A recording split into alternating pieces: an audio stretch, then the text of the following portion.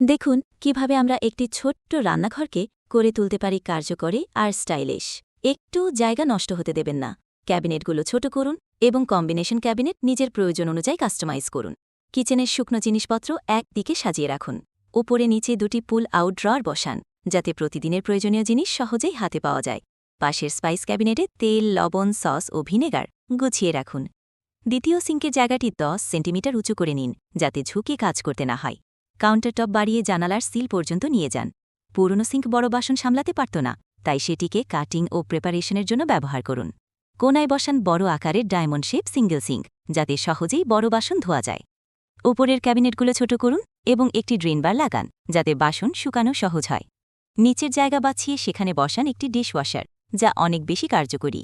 মাঝখানে তৈরি করুন একটি টুল ড্রয়ার, যাতে চামচ ও ছুরি আলাদা আলাদা করে রাখা যায়। ওয়াটার হিটারের নিচে লাগান একটি পারফোরেটেড বোর্ড, যা দেখতে যেমন সুন্দর, ব্যবহারেও তেমন উপকারী। কোনার জায়গা 20 সেন্টিমিটার বাড়িয়ে তৈরি করুন একটি চিকন flip out cabinet. Cutting board ও প্যান রাখার জন্য দেওয়ালের জায়গাটিও কাজে লাগান।